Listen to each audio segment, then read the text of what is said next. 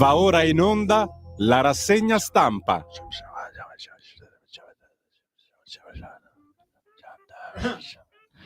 Che c'è?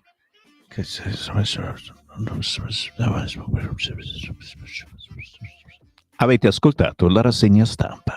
Basta stupidate, basta Sammy Varin, che è inutile. Inquadrami la persona con cui sto parlando. Io sto parlando con lui, sto parlando con questo orologio, con l'orologio di Radio Libertà, firmato da decine, centinaia di ascoltatori, simpatizzanti, curiosanti, militanti, deputanti, generanti, l'orologio di Radio Libertà che avete firmato a Pontida. Io ci parlo. Non lo sapevate, certo. Finché non lo avremo confezionato e dato in mano a un nostro ascoltatore dietro una cospicua sovvenzione, stiamo vedendo chi offre di più. Quando ci venite a trovare qui a Milano in via Bellerio 41, fate la vostra offerta e io ci parlo per il momento e gli dico: ma l'effetto Vannacci dove sta? No, sto campionando. Ok, calmo, Varin, calmo. Ok, no,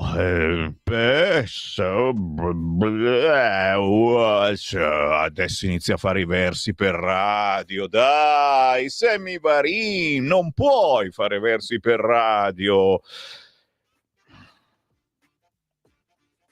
Fatemi coraggio, vi prego. Fatemi coraggio. C'è uno che comincia in una radio nazionale, uno comincia le trasmissioni dicendo fatemi coraggio. Allora, ricordo bene, Roberto Poletti si sdraiava sul tavolo proprio, avevamo un tavolone lungo, tipo questo praticamente, si sdraiava e conduceva la trasmissione da sdraiato, tanto il microfono comunque si può alzare, abbassare, eccetera. Sì, senti, c'ero anch'io quando è diventato direttore di Radio Padania Libera. Adesso vediamo se riusciamo a farlo entrare in Rai come persona continuativa, seriamente. Sarebbe ora, se lo meriterebbe, ma lo sai, se non hai la tessera del PD in Rai ti guardano come se fossi un alieno e dicono tutti: che cazzo vuole questo? Per cui magari ti fanno lavorare per un mesetto, 2 mesetti e basta, troppo.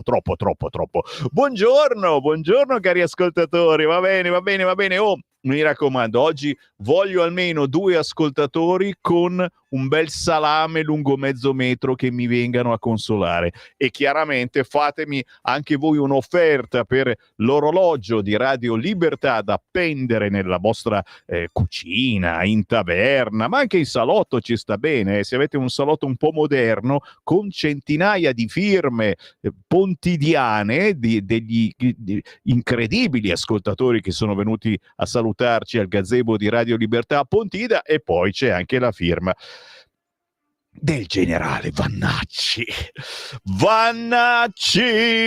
cantava Baccini, è una canzone di Baccini, no? Gli ha dedicato anche una canzone. Il buongiorno si sente dal Varin. Oggi siamo contenti e siamo tristi, mi fate subito sapere dentro di voi se vi pervade più la felicità o la tristezza, la malinconia, è giusto, è anche la felicità di essere tristi, è vero, diceva il poeta. 3406709 questi sono i numeri per farci un WhatsApp al volo. 3406709 659 per fare coraggio a Sammy Varin, che però prima di cominciare la rassegna stampa, che poi in fondo è una rassegna stampa, e devo purtroppo relazionarvi della notizia della notte che non compare sulle prime pagine, e c'è stata un'esplosione durante lo sgombero di un casolare a Castel d'Azzano e sono morti purtroppo 3 carabinieri e 13 sono rimasti feriti. Siamo nel Veronese, fermati 2 fratelli. Praticamente è crollata una palazzina dopo uno scoppio. Ci sono feriti, e morti. Fermati un uomo e una donna. Piantedosi dice un bilancio terribile, molto doloroso, drammatico. Cercheremo di capire che cos'è successo. Pare che qualcuno abbia fatto esplodere volontariamente il casolare. Questo era il sito del Corriere Repubblica. Esplosione durante uno sgombero nel Veronese, morti 3 carabinieri, feriti militari e agenti di polizia. Piantedosi, bilancio drammatico. Ma naturalmente queste sono notizie del primissimo mattino, della notte inoltrata, che non troverete sui quotidiani, mentre sui quotidiani trovate questo, signori. Dai, dobbiamo essere felici, voi leghisti che ce lo avete ancora molto duro politicamente, ma siamo incompresi, dobbiamo dirlo. Siamo stati incompresi in Toscana. Ma cosa c'entra la Toscana? Non c'entra proprio niente. Infatti io leggo un po' di prime pagine firulì, firulà, che parlano chiaramente di pace, pace a Gaza, un giorno storico, titola il Corriere, il Trump show per la pace, scrive Repubblica, le ali della libertà, titola invece il quotidiano La Stampa. Il Resto del Carlino, la pace sia con noi. Il Fatto Quotidiano, Trump show per la pace, Hamas, polizia a Gaza. Ecco, qui già c'è la nota stonata. Avete sentito ciò che vi ha letto Giulio Cainarca nella giornata di ieri, anche in replica ieri sera e questa mattina. Non è che questi di Hamas siano proprio delle brave persone, ma proprio ce l'hanno nello statuto. Io non sono una brava persona, manca solo che ci fosse questo. Il fatto che adesso abbiamo fatto un po' di pulizia, non l'abbiamo fatta noi, l'abbiamo lasciata fare a Israele, e adesso che cosa succederà nella striscia di Gaza? Tu dici, cosa ce ne frega a noi? No, attenzione, e sono sempre loro. Hamas, polizia a Gaza. Cioè saranno loro, quelli di Hamas, a occuparsi che non succedano casini a Gaza. E perché potrebbero accadere casini a Gaza e non solo a Gaza? Vi lascio il punto interrogativo, se volete già rispondermi. 340 67 09 659, aspetto i vostri WhatsApp, ma poi lo vediamo. Intanto il Messaggero, finalmente liberi. Quindi c'è un po' di ottimismo, diciamocelo. C'è un po' di ottimismo, lo siamo diventati ottimisti dopo tutte queste brutte notizie, finalmente un po' di ottimismo. E allora andiamo anche sul Giornale. Qui c'è il massimo dell'ottimismo. Miracolo di Trump. Libero, Trump libera tutti. La verità, Trump firma la fine della guerra, in Italia nasce il partito No Pace. E questa è un'altra verità, signori. Cioè, anche ieri, signori, la moglie di Sammy Varin, Marta, a tavola diceva, ma questi si stanno ancora menando con la polizia, ma è finita la guerra? E io mi sono girato bonariamente dicendo, cara Marta, sono sempre quelli della flotilla. Sì, per loro anche quando c'è pace ci deve essere guerra, perché ci odiano tutti quanti. Poi ho lasciato stare, perché sai, la mia è una famiglia matriarcale, quindi assolutamente le donne devono comandare, nonostante qualche polemicuzza ci sia, perché ieri la Meloni era l'unica donna che è andata lì a firmare, a guardare, a controllare che si facesse questa pace, ed è stata relegata in un posticino piccolo, c'erano tutti uomini brutti, pelosi, e la Meloni piccolina, non è stato un bel gesto, e qualcuno oggi sui giornali lo rileva. Il Tempo, Trumeloni, cioè non sanno più cosa inventare, cioè Trump e Meloni diventa Trumeloni. Vabbè, cos'altro? Non abbiamo più fantasia, signori. Il Sole 24 Ore invece apre giustamente con i soldi, banche, c'è la tassa sui profitti. profetti 2023. Mentre secondo altri giornali invece di sinistra le banche resistono eccetera, il Sole 24 Ore finalmente tira fuori la verità. Ve la faccio vedere un po' meglio, perché c'è la tassa sui profitti, il governo mette sul tavolo una tassa una tantum sulle banche e mannaggia Sante Opidio, mi è venuto pure fuori la pubblicità, una nuova ipotesi di lavoro da affiancare all'anticipo.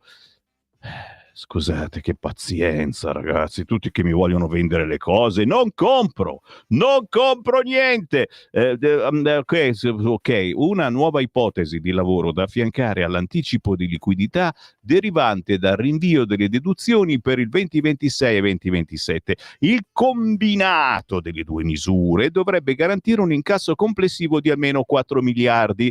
La proposta del governo è quella di spingere le banche a versare subito un'imposta sostitutiva, forse al 27,5%, sulle quote poste a riserva dalle banche in luogo del pagamento del prelievo del 40% introdotto nel 2023. So che non avete capito nulla, però questa è la prima pagina del Sole 24 Ore, che parla anche, per l'appunto, di legge di bilancio.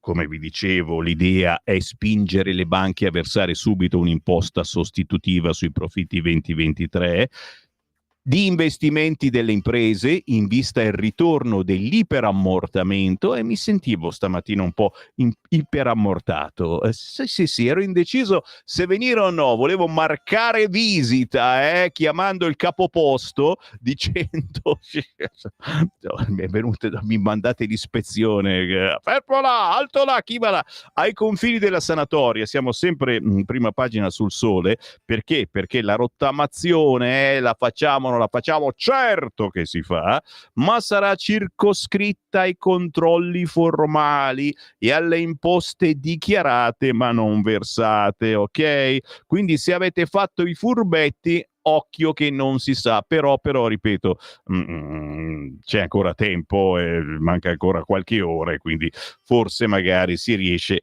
a mettere a punto ulteriormente la cosa. No, perché c'è molta gente, e che è incredibile, che le vuole pagare le tasse, le vuole pagare, solo che ha un debito, con le cartelle ha saltato qualche rata, eccetera, e adesso si ritrova il debito completo, capito?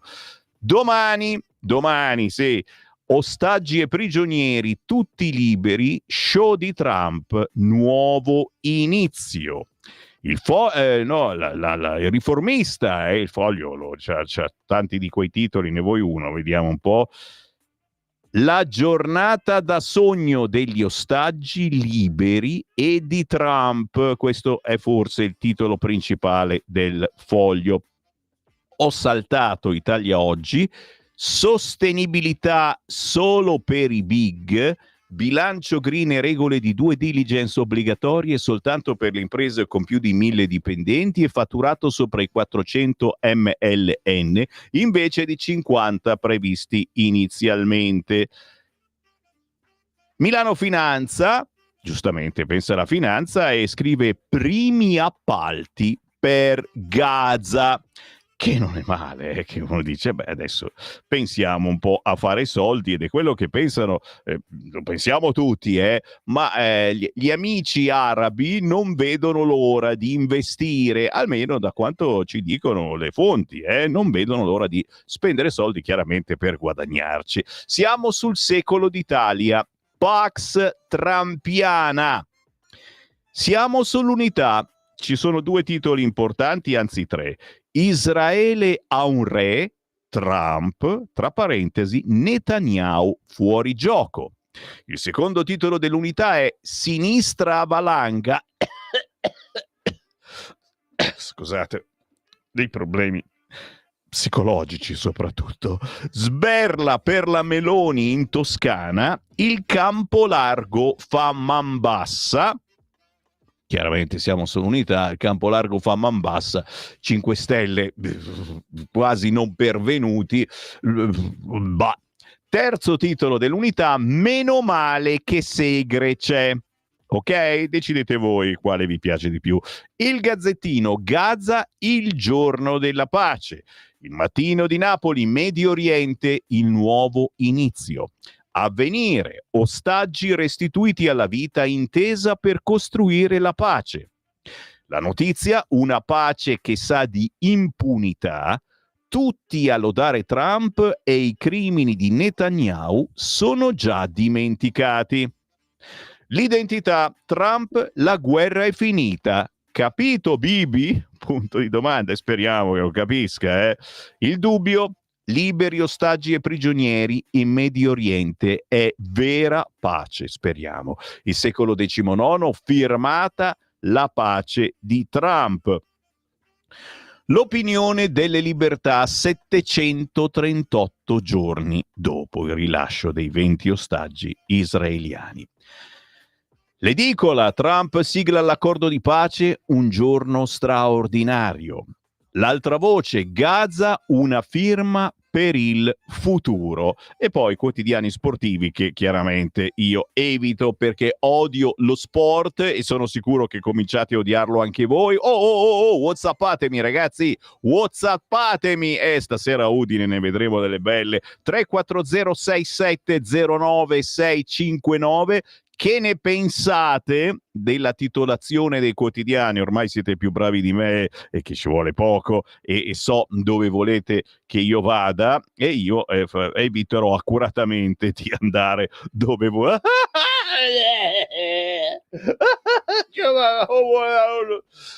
Devo andare ai risultati elettorali in Toscana, lo so. Sai, come quando dico a mio figlio Elia, devi studiare, e lui dice lo so.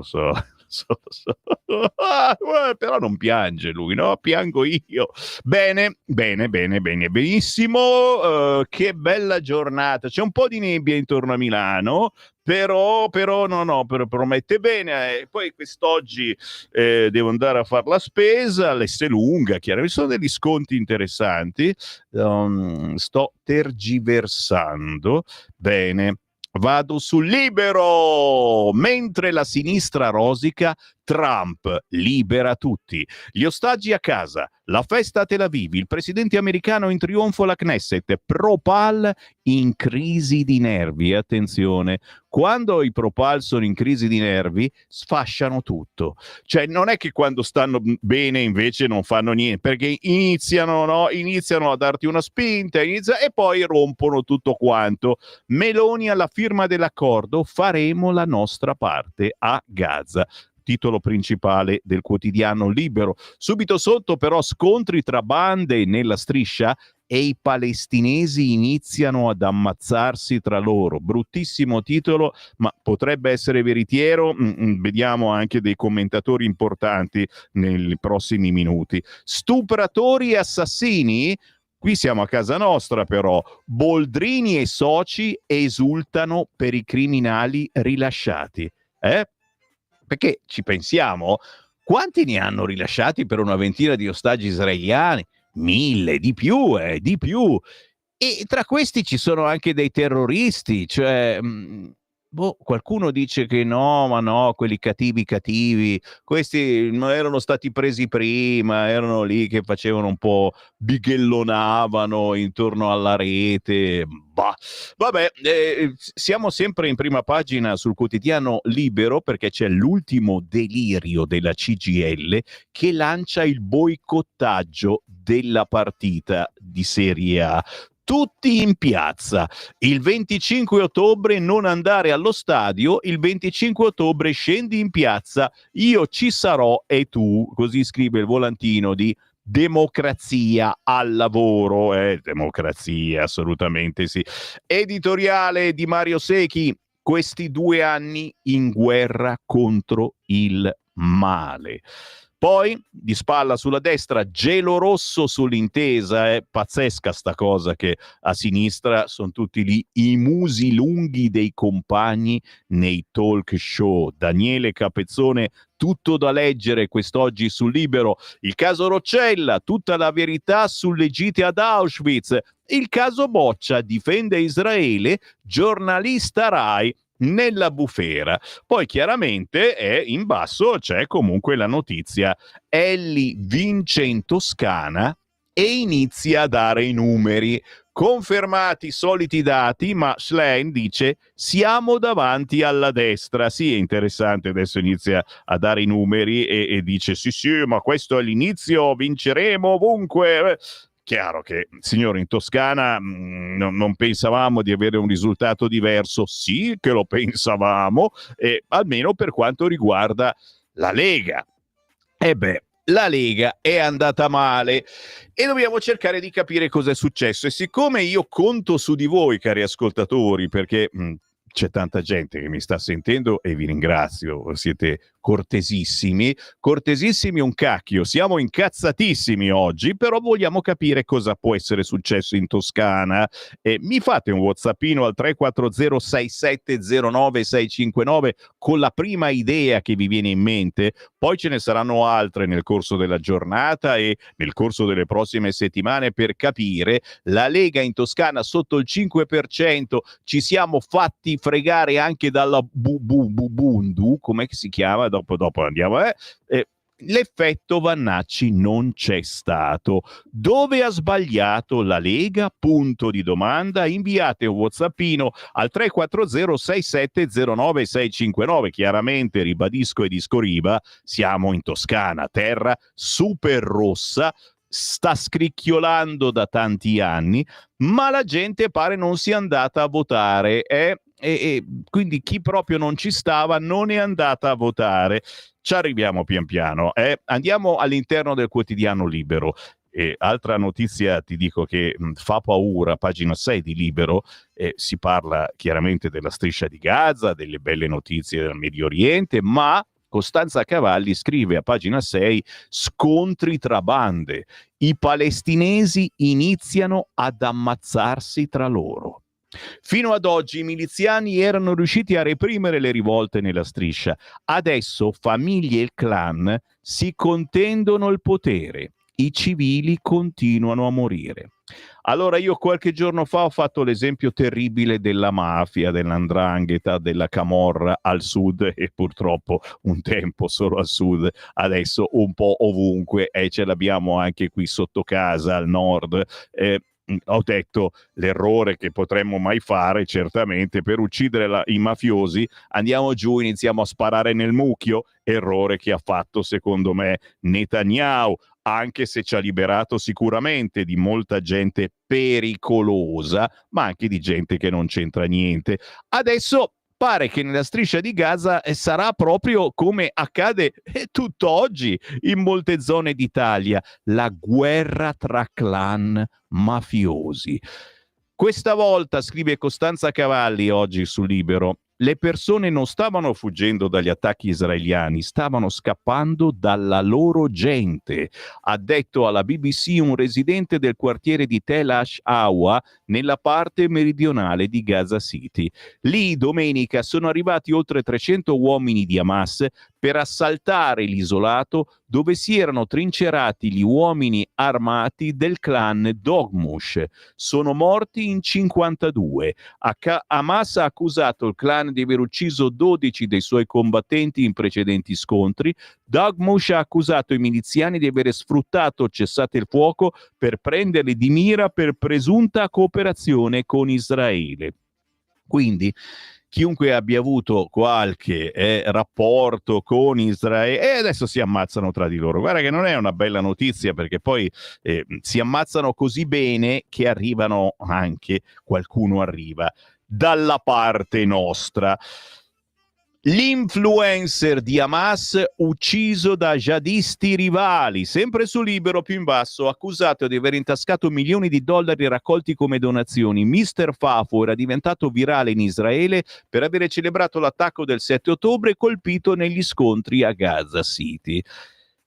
Siamo a pagina 7. Boldrini, Telese e Albanese fanno festa. La sinistra confonde ostaggi e terroristi. Tra i rilasciati, uno stupratore pedofilo, gli architetti degli attentati e pluriassassini. Eppure i compagni esultano. Ripeto, signori, queste sono notizie che ci fanno mettere le mani avanti.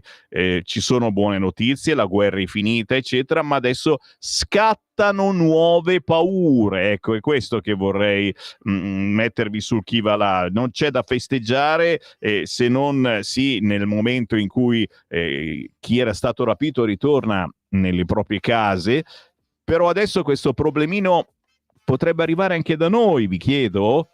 340 6709 659. Intanto vi sto cominciando a far sentire qualche sapore un po' diverso da quello che tutti gli altri giornali mettono in pagina, perché sto selezionando, ci ho messo il doppio del tempo oggi a preparare la rassegna stampa, perché tutti i giornali sembravano assolutamente uguali. So bene che se avete scelto questa Radio Libertà, non volete la solita pappa. Lo so, e io ve ne do un'altra di pappa. E vado a pagina 15 di Libero. A proposito di quello che succede in Italia e di certa gente, il liceo nautico, anche il liceo nautico di Genova, è in mano agli studenti, sono sempre loro i Propal, e il preside ha detto agli occupanti questa frase che li fa molto incazzare: siete solo figli di papà. Siete d'accordo con questa frasettina, che chi occupa, chi fa casino, chi rompe, chi distrugge sono praticamente tutti figli di papà? 340 6709 659. Allora spediscimi un messaggio anche tu, Francesco, in regia, molto volentieri. Paolo Fasce scrive una mail ai ragazzi: proteste così non portano a nulla. Fate volontariato, ma i collettivi si riuniscono in palestra e restano lì. Subito sotto prosegue la litania. C'è la tregua, pagare anche qualcosa di più, ma ci sono nuove autogestioni. Sugli edifici esposte le bandiere della Palestina, pure al Visconti e al Newton di Roma niente lezioni contro il governo e il DDL sull'antisemitismo. Quindi, signori, addirittura è stata rinviata la festa del sottomarino Toti a Milano, perché giustamente l'hanno rimesso a posto, si può ricominciare a visitare, bellissimo, al Museo della Scienza e della Tecnica, assolutamente bisogna andarlo a vedere. È stata rinviata la festa per il sottomarino perché non è aria, la frase che fa pensare che sta per accadere ancora qualcosa, ricominciamo da capo a far casino. Vabbè, io vi porto a pagina 16 del Quotidiano Libero, perché il Quotidiano Libero ha pagine, bisogna girarle, e a furia di girarle arrivi anche a... Non possiamo fare la pausa un attimo prima, no? Rimetti 2 volte la stessa canzone? No. Ok, e pagina 16 di Libero, c'è proprio la pagina, non è che manca, l'ho anche memorizzata. La Toscana resta rossa, Gianni sfonda il 50%, c'erano capaci tutti, dai, l'abbiamo fatto anche nelle altre regioni, in Calabria abbiamo fatto molto meglio, crollano i 5 Stelle. Il centrodestra è al 40,8%, ragazzi. Cioè, se non ci fosse stato il centrosinistra, avremmo vinto con più del 40%. In Toscana si vince. Il candidato in viso a Elly e Conte centra il bis con un ampio vantaggio. Esulta Renzi, la sua casa riformista è oltre l'8%, quasi il doppio dei 5 Stelle. Tomasi sconta il poco tempo a disposizione, ma Fratelli d'Italia fa il pieno al 26,7%. Come ti dicevo, chiaramente la politica è una giostra e questo è il momento di Fratelli d'Italia, te lo ripeto. E poco importa, chi ha detto che poco importa? Avete sentito qualcuno che ha detto poco importa? Che nelle urne niente effetto Vannacci, titola quest'oggi Libero. Riflessioni interne al carroccio, apriamo le braccia, pregate insieme con me. Come mai non c'è stato l'effetto Vannacci, fratelli leghisti e non? Le scelte del generale sui nomi in lista non premiano la Lega, che si ferma sotto al 5%. Potrebbero essere state queste scelte, che è già tanto che se ne entra uno in consiglio, cioè candidare persone che conosceva solo lui, d'altronde il generale, insomma, alla fine tra generali ci si conosce, quindi forse era meglio candidare un nome un po' più conosciuto nei listini blindati, in modo che mi fermo, a voi l'ardua sentenza. 340 6709 659, aspetto i vostri messaggi, ma tra poco vi leggo l'articolo che si intitola "Nelle urne niente effetto Vannacci". A voi la musica con Ezio Paloschi. Stai ascoltando Radio Libertà. la tua voce libera, senza filtri né censura. La tua radio.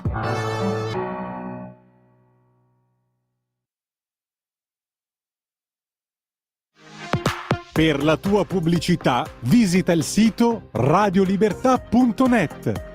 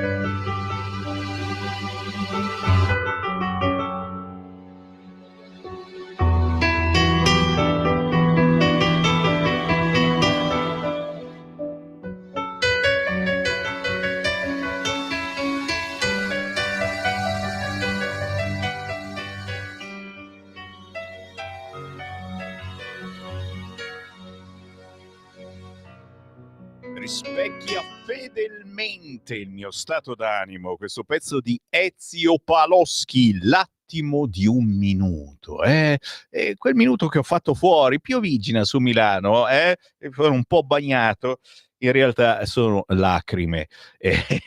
Vabbè, uno può mica essere sempre contento nella vita. Se piangete ascoltando la rassegna stampa di Sammy Varin, vi posso capire. Perché, ritorniamo in onda, nelle urne niente effetto Vannacci. Stiamo parlando dei risultati elettorali in Toscana. Il centrodestra ha fallito la missione di sfondare, d'altronde era una missione praticamente impossibile. Abbiamo vinto nelle altre regioni nelle scorse settimane, non pensavamo per forza di vincere in Toscana, ma la sorpresa di cui io vi avevo parlato, la possibile sorpresa che avevo citato negli scorsi giorni, mai pensavo che fosse questa: la Lega sotto al 5%.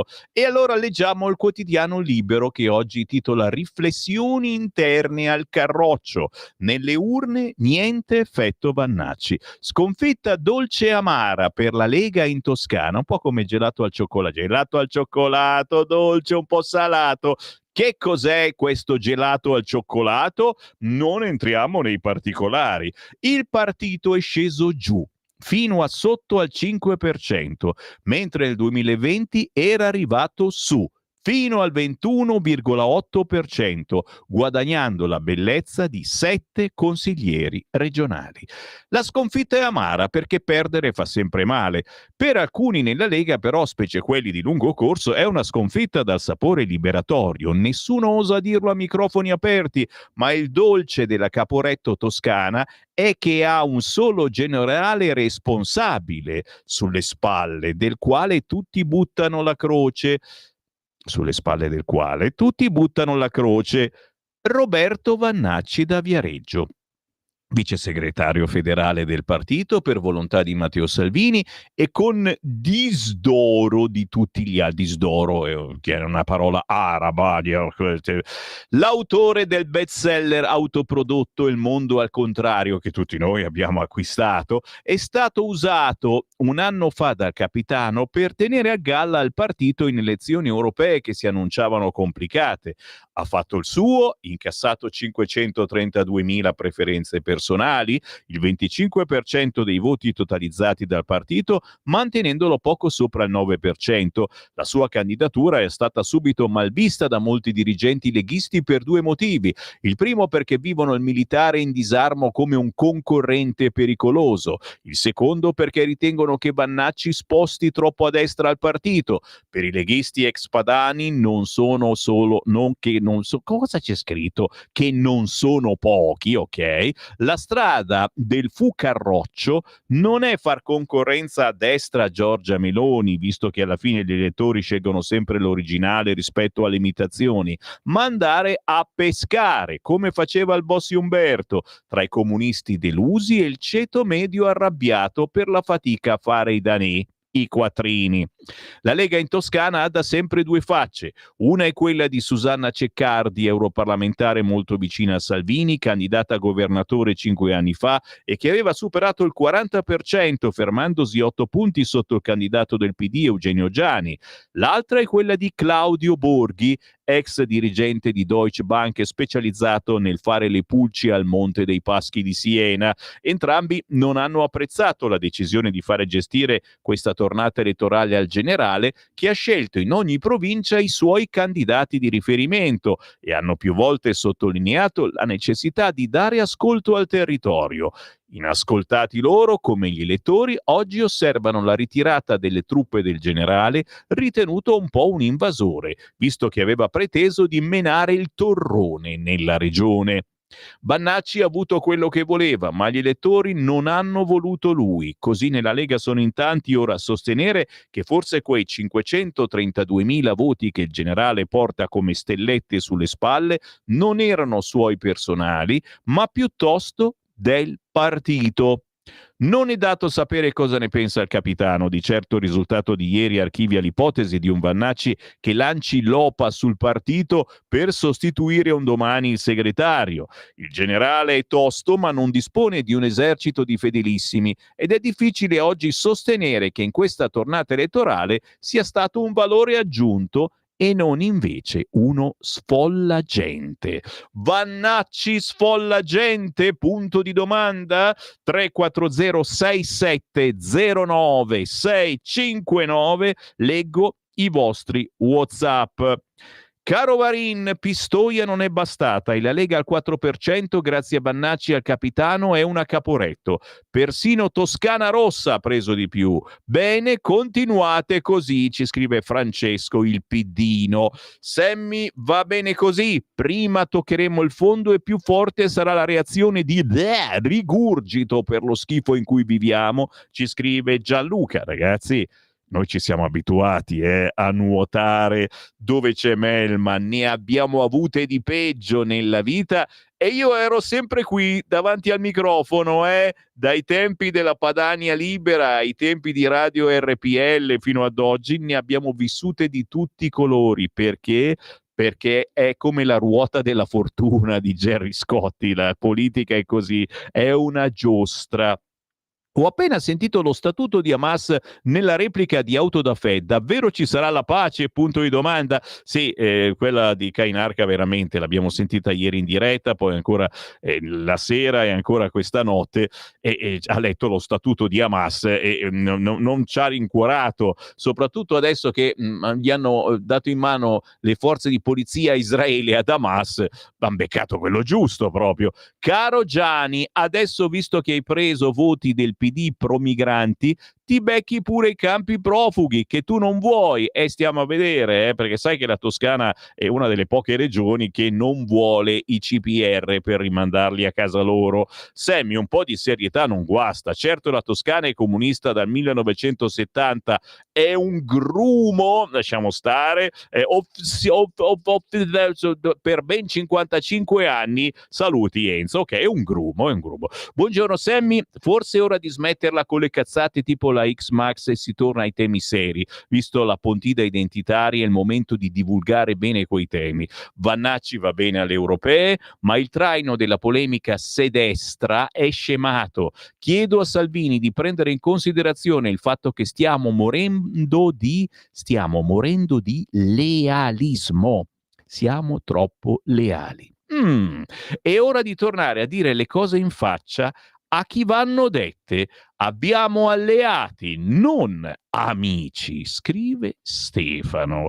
Ditemi se siete d'accordo, ragazzi, siete voi i veri editorialisti di questa radio. È un'occasione bellissima in questo momento per dire ognuno, dare ognuno il proprio contributo, dire ognuno quello che magari c'avete lì, ma ditelo adesso, scrivetemi 340 6709 659. Si festeggia un altro grande successo di Salvini alle regionali, peccato che, ripeto, non sia stato Salvini ma Vannacci. Bergamo nazione, Pontida libera, anche al nord Salvini non lo vota nessuno, ma a Marche altro fallimento, più di un anno che lo diciamo, e vabbè, e questi sono quelli che si fanno le leghe, e chiaramente giustamente poi ti viene voglia anche nel senso di farti una lega e facciamoci una lega, ricominciamo da zero, mentre invece se facessimo squadra magari il PD non ringrazierebbe in questo modo. Ancora WhatsApp al 340 6709 659. Ciao Sammy, ritorno su quello che avevo detto, la Lega ha sbagliato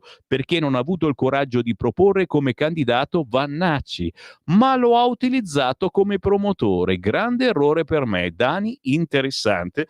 Come dicevo io, effettivamente forse bisognava candidare in consiglio regionale un pezzo grosso, comunque un nome, anche divisivo, anzi meglio se divisivo.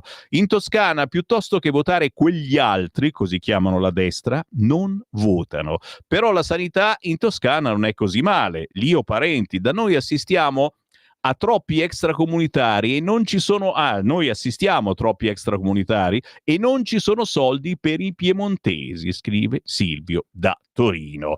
Fermiamoci per il momento, ricomincio in rassegna da Schlein che dà i numeri. Se sommiamo 3 regioni recuperiamo su Meloni. Se sommiamo 3 regioni recuperiamo su Meloni. Il segretario PD dice chi aveva dichiarato la fine del campo largo è stato smentito. E poi fa i conti. Se uniamo i voti assoluti presi da Gianni a quelli di Marche e Calabria, siamo davanti al centrodestra.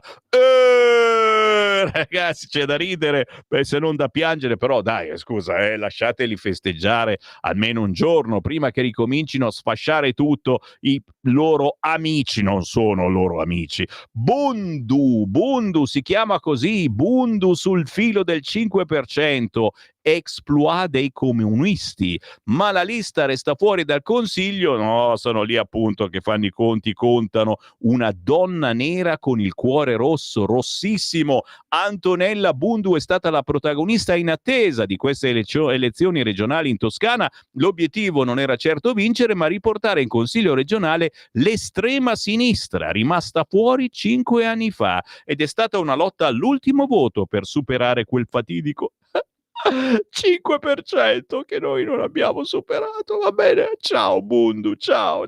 Ma quanto spendi tu di shampoo? Mamma mia, tutti quei capelli, raga, ma non ti viene voglia di tagliare? Va bene, ok. Ma c'è il feudo VIP, Forte dei Marmi, destra avanti con il 55%. Abbiamo vinto in una Toscana che, come da tradizione si conferma regione rossa. C'è una piccola macchia che brilla di blu acceso sulla cartina, è Forte dei Marmi. Nella meta marittima per eccellenza nella regione, la coalizione di centrodestra ha stravinto contro il campo largo. Tomasi ha infatti raccolto il 55,4% dei voti, superando di 14 punti il governatore Eugenio Già. Ragazzi, non posso neanche dire tutti in vacanza a Forte dei Marmi, perché ragazzi abbiamo le pezze al culo, non ce lo possiamo permettere sta cosa, però almeno andiamo su internet, guardiamo qualche foto di Forte dei Marmi, guardare e non toccare, perché solo a toccare un ombrellone, ragazzi, ti pelano. Però no, è un posto bellissimo, sto scherzando, e comunque al Forte si vota a destra. Il primo partito è nettamente Fratelli d'Italia, 34,5%, anche Forza Italia e Lega fanno registrare percentuali migliori della media regionale. 9,9 Forza Italia, c'è sopra di noi anche lì, e 6,5 la Lega. Nonostante stia con gli sconfitti in città, può sorridere Matteo Renzi, dato che la sua casa riformista piace agli abitanti di Forte al 12,4%.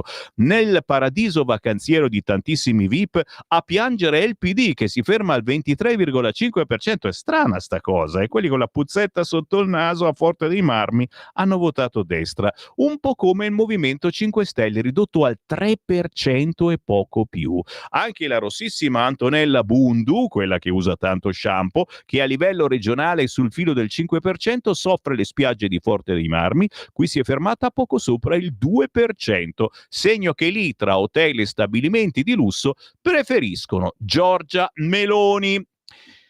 Bene, cioè male, ma ritorniamo ai fatti di casa nostra, perché hanno fatto vedere poco nel telegiornale perché c'era soltanto Gaza, giustamente, Israele, eccetera, ma pagina 34 di Libero, Piazza Scala e dei Propal. Assalto a Palazzo Marino. Manifestanti tentano di entrare in comune, fermati dalla polizia. Perché? Perché è stato bocciato dal Consiglio l'ordine del giorno contro Tel Aviv. Volevano rompere il gemellaggio. Corteo fino a Buenos Aires. Buenos Aires intendo il corso, che vabbè che sono in tanti, però dici fino a un certo punto. E il Lambretta raccoglie fondi, il centro sociale Lambretta, raccoglie fondi per gli avvocati dei vandali. Il centro sociale, che occupa una stabile del comune, ha organizzato una festa per sostenere i devastatori della stazione centrale. È già tanto che hanno deciso di pagare, però. Come usare uno spazio pubblico a favore dell'illegalità. Così il quotidiano Libero a pagina 34. Altra notizia, che non è una notizia importante, però fa pensare: il Museo della Scienza scienza e della tecnica ha rinviato la festa del Toti, il celebre sottomarino, perché c'è un clima inadatto alle celebrazioni. Sono 20 anni in città del sommergibile del dopoguerra che dovete assolutamente visitare. Io ci sono andato con i miei bambini un po' di anni fa. Si sta un po' stretti dentro, se avete un po' di pancetta come me non è proprio una roba che ti puoi stiracchiare. Problemi organizzativi, ma soprattutto il timore di strumentalizzazioni o proteste convincono l'istituzione ad annullare l'evento. Decorato, il clima è pesante, ma è una resa ai violenti. Non è una bella notizia, cioè fa pensare. E poi c'è l'Ambrogino d'oro, e lo vogliamo dare alla flotilla. La Bernardini restituisce il suo. La nota penalista ha scritto a Sala minacciando il gesto di protesta. Bernardini De Pace considera indecorosa la candidatura dei Pro Gaza, che c'entrano con Milano, e la Lega propone Trump. La Lega di Milano, col segretario provinciale Samuele Piscina, propone l'Ambrogino d'oro al presidente americano Donald Trump. Siccome c'è stata una provocazione su un membro della flotilla che non ha portato nessun beneficio a Milano, Ambrogino d'oro alla flotilla, mentre Trump lo sta portando fermando la guerra e permetterà anche lo sblocco dell'appalto per la realizzazione della linea 1 della metropolitana Tel Aviv che era bloccato. Sono 20 miliardi nelle casse DMM del comune di Milano. Mi sembra una candidatura più meritoria che a un membro della flotilla, dice il consigliere comunale leghista. L'Ambrogino d'oro, per fortuna, è l'unica cosa su cui io non sono coinvolto. Non intervengo nella discussione sulle nomine, quindi eviterei di commentare e lascerei al Consiglio il confronto su queste faccende, dice il sindaco di Milano, Sala. Il fronte anti-Ambrogino d'oro ai membri della flotilla, proposto dai Verdi Carlo Monguzzi e condiviso dalla capogruppo del PD in Consiglio Comunale Beatrice Oguccioni, si allarga ogni giorno che passa. E voi, popolo di Radio Libertà, o di destra, di sinistra, glielo dareste l'Ambrogino d'oro alla flotilla? Mentre da noi, guarda cosa succede, riesplode il tema della sicurezza a Milano. Pagina 39 di Libero Milano, accoltellato dopo una lite, terrore e sangue sulla 90. Famosa linea, non sei mai stato sulla 90, ma fatti un giro, è cultura questa, L'ennesima aggressione sulla linea filoviaria poco prima dell'alba. La vittima è un sudamericano, settimana scorsa altra violenza vicino a Piazza Aspromonte.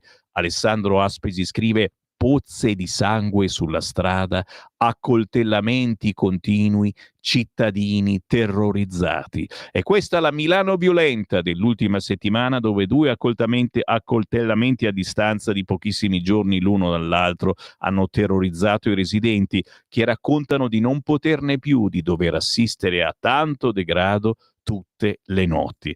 Articolo da leggere e soprattutto da guardare, mamma mia, il bus della 90 pieno zeppo di sangue. Pare che l'aggressione sia venuta all'alba dopo una lite per futili motivi e il sangue è restato lì.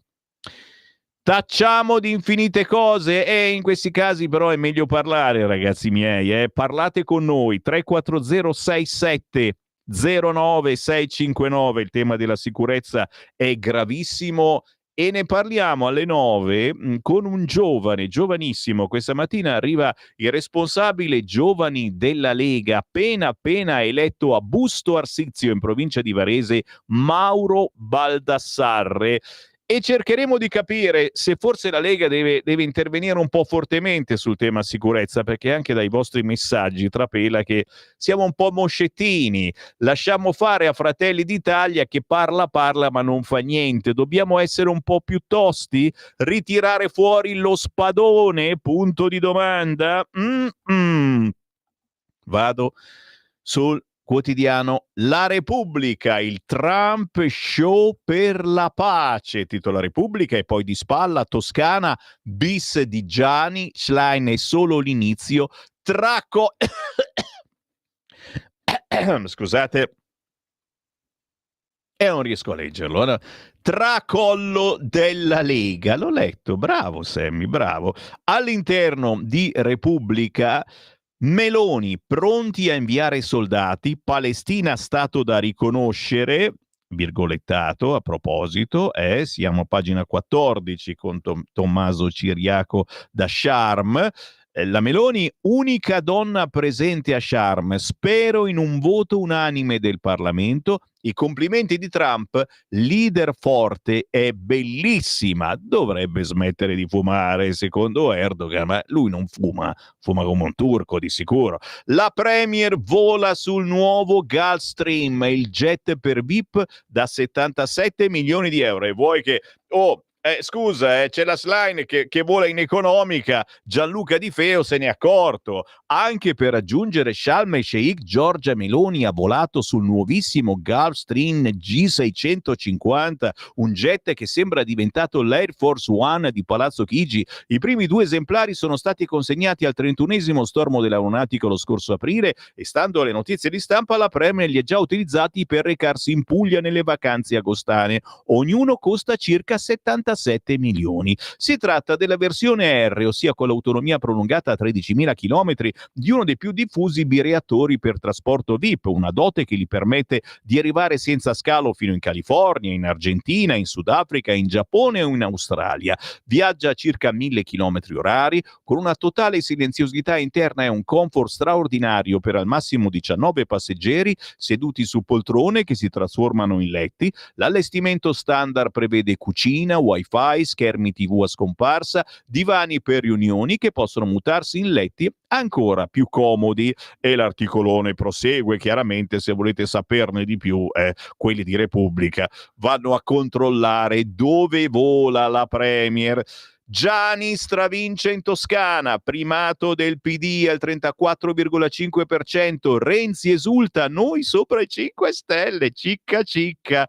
Il governatore, qui un modello da replicare a livello nazionale. Ho sempre sentito apprezzamento dalla leader anche quando AVS parlava di primarie. Il movimento ha fatto una scelta di campo, ora possono dare un valido contributo. L'intervista a Gianni. Chi ha vinto? No, chi è questo governatore? Chi è sto governatore secondo voi? Chi ha vinto? Eugenio Gianni o il campo largo? Tutti e due. Ringrazio la coalizione che mi ha supportato in modo intelligente, con il giusto equilibrio tra le diversità e la sintesi a cui dobbiamo aspirare. Si è mai sentito non voluto dal PD? Mai. Era tutto chiacchiericcio dei palazzi. In realtà ho sempre sentito apprezzamento da Ellis Line, molta chiarezza anche quando Fratoianni ha proposto di fare le primarie o quando Conte ha detto di voler mettere in discussione l'impostazione dei 5 Stelle in questi anni. Leggetevi l'intervista al confermato governatore Gianni. Il centrosinistra riparte, Schlein è solo l'inizio, ci davano già per morti, mentre a pagina 22 di Repubblica, siamo su Repubblica d'altronde, Caporetto di Vannacci dietro il crollo della Lega ha distrutto il partito, virgolettato ragazzi. Scusa, mi togli per favore, c'ho un coltello nella schiena, mi togli un attimo il coltello dalla schiena. Ha distrutto il partito. Lo sono tolto da solo. Montano le proteste contro l'eurodeputato dentro il carroccio, inchiodato sotto il 5%, il sorpasso di Forza Italia e dell'ultra sinistra. Pesano le divisioni nel partito e le liti con la collega Ceccardi. Il vice segretario del carroccio, chi vota ha sempre ragione.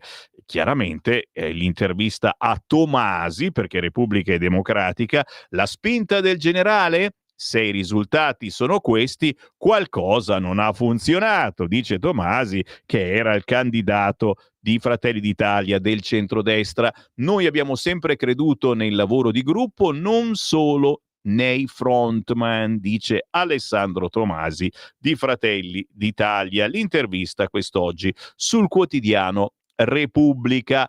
La destra minimizza, la sfida era impegnativa e Zaia minaccia l'addio. Siamo sempre su Repubblica, ragazzi. Giorgia Meloni liquida la pratica toscana con uno stringato tweet dall'Egitto. Complimenti a Gianni che sente al telefono. Grazie a Tomasi al centrodestra. La partita, nota la Premier su X, era impegnativa. Giovanni Donzelli si consola con l'eccezionale risultato di lista di Fratelli d'Italia. Le grane per la maggioranza arrivano dalle sfide in calendario a fine novembre, soprattutto da Veneto e Campania. Nel nord-est Luca Zaia scalpita, privato della possibilità di ricandidarsi per il limite dei mandati, senza l'opportunità di schierare una lista con il suo nome, ora vede ridotte al lumicino anche le chance di brandizzare il simbolo del carroccio. La scritta Zaia sotto allo spadone, gli hanno detto da via Bellerio, non ci sarà, anche perché dovrebbe sparire pure il riferimento a Salvini Premier, sostituito dal nome del candidato governatore, in Veneto ma anche in Puglia e in Campania. Questo ed altro sul quotidiano Repubblica. Sono a pagina 26, ma sono anche arrivate le 8:30. Allora, restate lì, tra poco ritorno a leggere i vostri messaggi al 340-6709-659. Siete caldi, scalpitate e così mi piacete, ma tra poco ci sarà anche la cronaca. Ritorniamo a quello che è successo a Palermo. La sorella di Paolo inseguì il killer, ha puntato l'arma anche su di me, il colpo a bruciapelo sparato davanti al bar a Palermo, poi la fuga, caccia ai complici che hanno aiutato l'assassino, che ha confessato, Gaetano Maranzano, stato ripreso anche da una telecamera, e c'è Piff, che non mi sta simpatico, però il suo racconto ci racconta di quei ragazzi venuti dallo Zen dove si gira con la pistola e lo Stato resta a guardare e voi state lì che tra poco torno. Stai ascoltando Radio Libertà. la tua voce libera, senza filtri né censura. La tua radio.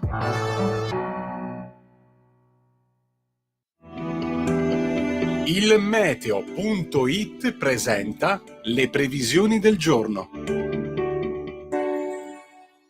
Ancora condizioni di stabilità diffusa in questo inizio settimana, ma ci sono segnali di cambiamento. Nelle prossime ore nuvolosità sparsa al centro-nord, locali rovesci su Sardegna meridionale e ovest Sicilia. Nel pomeriggio cielo poco o parzialmente nuvoloso su buona parte del paese, rovesci invece su Abruzzo, Sardegna e Sicilia, anche a sfondo temporalesco sulle isole maggiori. Per ora è tutto da ilmeteo.it, dove il fa la differenza anche nella nostra app. Una buona giornata da Lorenzo Tedici. Avete ascoltato Le previsioni del giorno. Lo amiamo perché ci offre sempre le cose più buone e naturali. Linea Alberto Acerbis. Un saluto agli ascoltatori da Alberto Acerbis, ciao a tutti, ben ritrovati. Allora, andate, se volete, visitare il nostro sito olioacerbis.com, perché noi siamo in raccolta della bava di lumaca in questi giorni e prepariamo tutto quello che riguarda il mondo elicoidale della chiocciola. Quindi è disponibile lo sciroppo alla bava di lumaca bronco free per la tosse grassa e la tosse secca, è disponibile gastro free per chi soffre di reflusso gastroesofageo, è disponibile tutta la linea cosmetica per l'inverno alla bava di lumaca, la conoscete benissimo, la Rimas, una crema straordinaria chiaramente certificata da BioCert Italia, un prodotto biologico. Quindi il mio consiglio stamattina è questo: se avete tempo, se volete, olioacerbis.com, andate a vedere la sezione della cosmesi oppure dell'integrazione, ritrovate un mondo straordinario. Se devo, se posso, se mi va, se volete ascoltarmi, vi voglio bene lo stesso, andate e leggete bene per quanto concerne lo sciroppo alla bava di lumaca bronco free. Guardate, questo è un prodotto che noi produciamo e consigliamo da 22 anni. Chi ci segue da tanto tempo lo sa, forse anche di più. Quindi olioacerbis.com, sezione, se volete l'olio lo ordinate, se volete però i prodotti della bava di lumaca, compreso gastro free per chi soffre di gastrite, chi soffre di reflusso gastroesofageo, e in modo particolare dovete focalizzarvi secondo me su bronco free. Leggete e poi potete ordinare anche da lì. olioacerbis.com. Scrivete come ci è conosciuto Radio Libertà, perché io vi faccio un bellissimo regalo, perché lo meritate. Grazie, buona mattina, in alto i cuori, avanti tutta, Maimula, Tenardur, ci vediamo alla prossima. Ciao.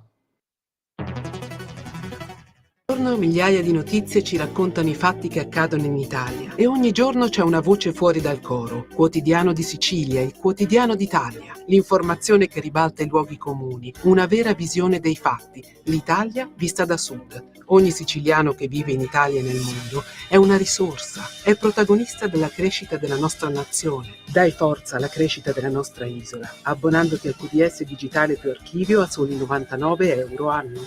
Quotidiano di Sicilia, il quotidiano d'Italia, una scelta di valore. Stai ascoltando Radio Libertà, la tua voce libera, senza filtri né censure, la tua radio.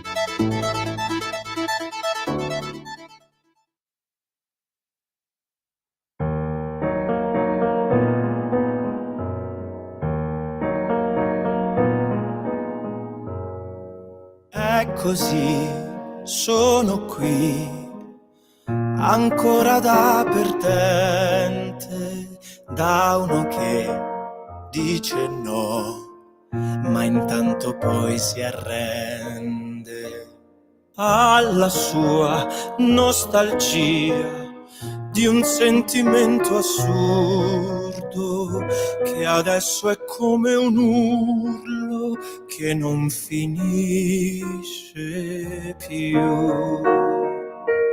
Coltivavo in me l'idea del mare, l'entusiasmo per l'immensità. E invece sono dentro ad un bicchiere di acqua fredda e sporca, di un sole falso che neanche guarda giù. Dall'illusione di un perduto amore non c'è salvezza, è inutile lottare.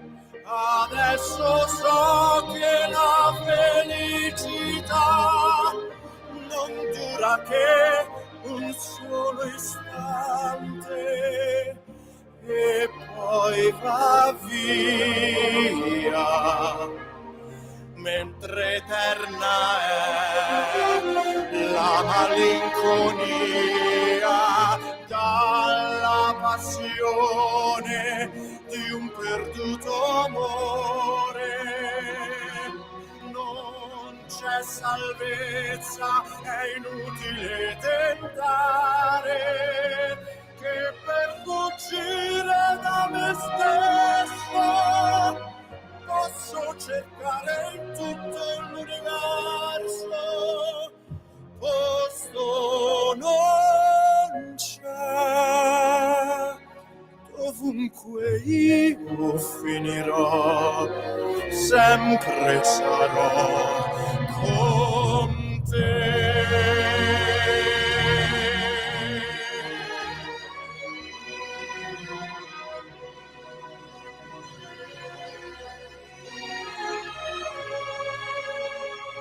Non c'è salvezza da questa bella e disperante tenerezza che sento. Dovunque io finirò, sempre sarò con te.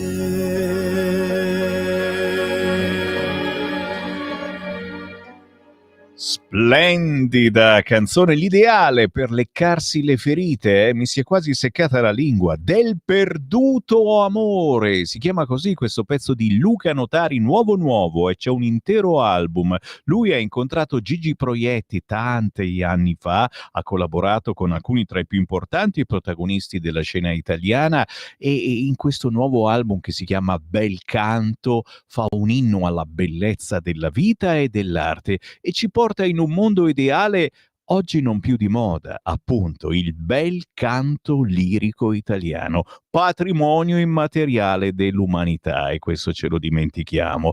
Bravo Luca Notari, lo trovate facilmente anche su YouTube, con tutte le canzoni dell'album appena uscito.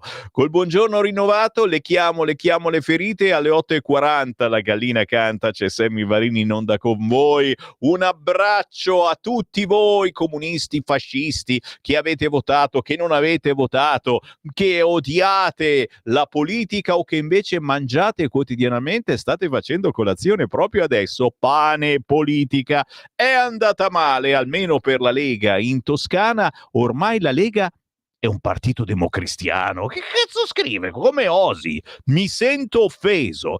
Abbiamo già imbarcato qualche giorno fa studenti palestinesi con borse di studio alla Statale di Milano. Chi sono? Studieranno e basta? Impareranno una professione e torneranno a metterla in pratica in Palestina? Scrive Marco da Milano. Questi sono i vostri WhatsApp, ragazzi, mi avete inondato, siete dei grandi. Al 34067096659 voglio sapere chiaramente cosa pensate di ciò che è accaduto in Toscana e non soltanto in Toscana. C'è anche un messaggio audio, sentiamolo sul cursore. Mi sono Walter. Uè. In Toscana vincono i rossi perché i rossi, ridendo scherzando, si fanno i cazzi loro, scusa l'eufemismo, ma le leggi, fanno le leggi sull'eutanasia, fanno le leggi, imboscano tutto quello che non imboscano. Noi in Lombardia invece facciamo i coglioni, 58 miliardi di residuo fiscale, non siamo capaci di ridurre le tasse, togliere il bollo auto, abbassare l'IRPE.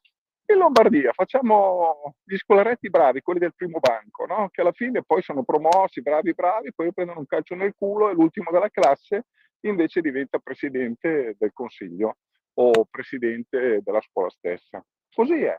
Facciamo, perché sennò perdiamo anche la Lombardia, Certo, dobbiamo essere più incisivi, questa mi sembra un po' la lezione, e candidare le persone giuste, almeno nei listini bloccati, insomma. 34067096659, siamo ancora qui, già, come diceva Vasco Rossi, solo che anche lui è comunista. Quanti sono andati a votare? Meno della metà. E credi che chi non è andato era comunista? Ci sarebbe andato, tranquillo. I comunisti sono i primi ad andare alle urne. Quindi chi sono questi che sono stati a casa? Sono quelli che non si sentono rappresentati da nessuno. E sono sempre la maggioranza. Meditate. Campagna elettorale in Toscana, ha funzionato, e mass media che hanno continuatamente dichiarato Lega che è fascista. Poi Salvini troppo amico dei suoi alleati, che ha deciso che autonomia va approvata solo dopo le elezioni, come richiesto da Meloni. Siamo troppo chini ai suoi voleri, ci scrive Anna Maria da Vicenza. Piante, dosi e governo, domani a Udine domani per la partita dell'Italia. Vorrei il muso duro dello Stato italiano. Date disposizione alle forze dell'ordine che colpiscono duro e arresti i violenti dimostranti. Vorrei che per ogni purtroppo forza dell'ordine ferito ci siano 20 feriti tra i dimostranti. La miseria, Mauri, dove siamo? Dai. Elezioni Toscana, altra grave batosta per noi della Lega. 4-5% se confermato. Forza Italia prende i voti di quelli stanchi del PD, e anche questa è interessante, che sono andati a votare, e vola sempre per quelli che sono andati a votare. Elettori stanchi di questo andazzo, vedremo quali riflessioni tra i nostri eletti. Ricordiamo la Toscana, casa del condannato Verdini, se vorrete leggerlo, io voglio leggere tutto. E poi la scarsa presenza ai seggi, contiamo i voti non percentuali, solito zoccolo duro. Piante, dosi e governo, a Udine per la partita dell'Italia, sì, l'abbiamo già letto. Ai ai ai, cosa gli tocca di vedere al povero Umberto? Ma ne ha viste di peggio, caro ascoltatore. La pianura padana colonizzata da Roma padrona, Roma ladrona, caro Gian, caro mio secessionista. Lo so, siamo malinconici, certo, però ragazzi dobbiamo stare con i piedi per terra. Cara Ellie, hai detto che ci davano per finiti e invece si riparte, però ti ricordo che si votava in Toscana, se perdevi pure lì eri finita, non tirartela, ci scrive Pietro. Torneremo tra poco ai vostri WhatsApp.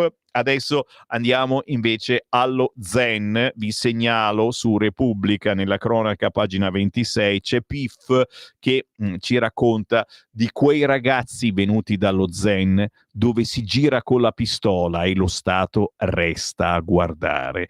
Più poliziotti, più carabinieri, più militari in città.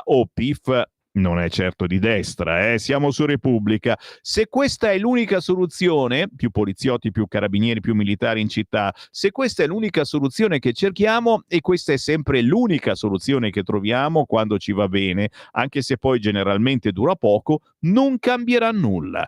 Trovare soluzioni semplici a situazioni complesse è la specialità dei politici approssimativi, parla di noi, che ragionano con lo stesso schema mentale di quando postano sui social.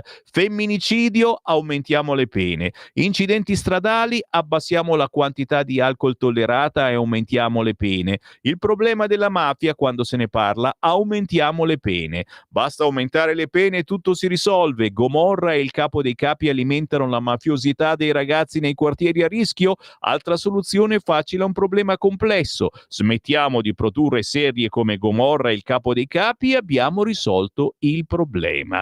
Pensare che un ragazzino dello Zen vada in giro con una pistola per usarla all'occasione perché segue una serie televisiva è consolatorio, ma non è la realtà. Probabilmente si compiacerà vedendo certe scene in TV, ma quel ragazzo andrebbe comunque in giro con la pistola in tasca anche se si smettesse di produrre quella serie. Qua mi fermo, ma la meditazione di questo Piff è quest'oggi sul quotidiano Repubblica. Giro la pagina e un flash sull'economia, manovra bloccata sulle banche, l'esatto contrario di quello che dice Sole 24 Ore, passi avanti per la rottamazione. Oggi nuovo vertice sulle misure, il governo approverà solo il DPB, la mediazione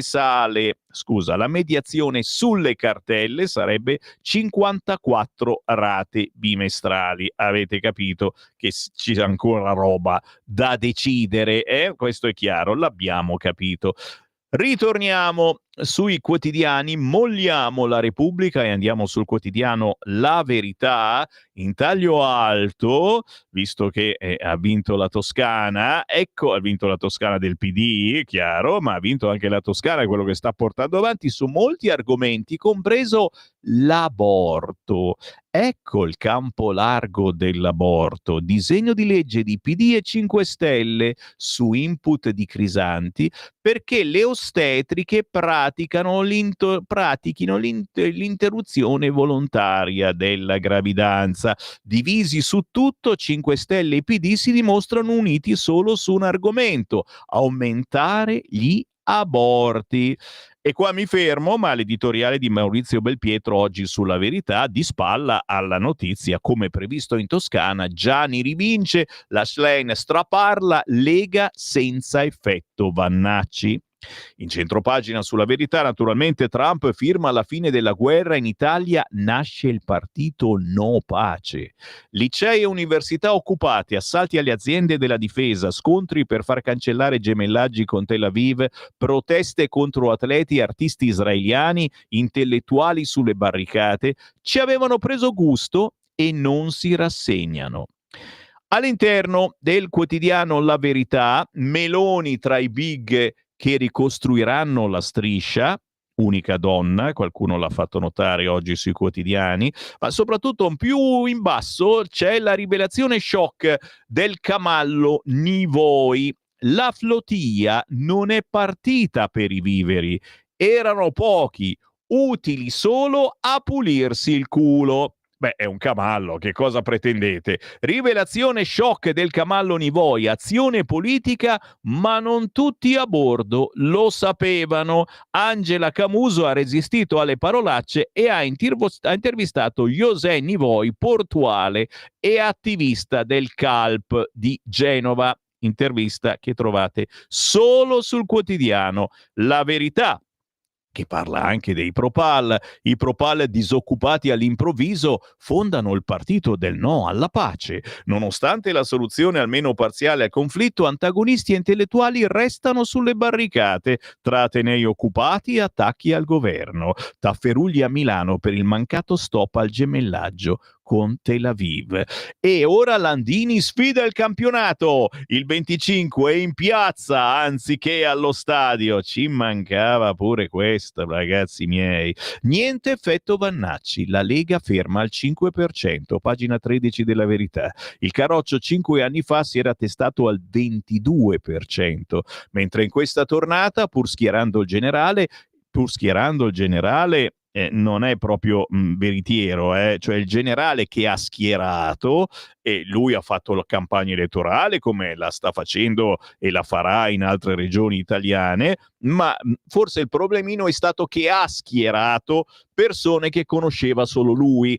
Però questo è il mio parere personale, mi scuso con chi non la pensa come me, anche all'interno dello stabile di Via Bellerio probabilmente, ma siamo ancora in democrazia, non siamo in una caserma come dice qualcuno, e quindi insomma il passo indietro è stato molto evidente, passo indietro della Lega. Nel centrodestra serpeggiano critiche, qui se ti presenti con retoriche estreme non ti ascoltano, e a quanto pare Vannacci aveva una retorica estrema. Che ne pensate? 340 6709 659. Eppure a quelle latitudini la cappa rossa ha stancato molti cittadini. Noto, sondaggista, l'elettorato più moderato non ha recepito l'agenda del militare.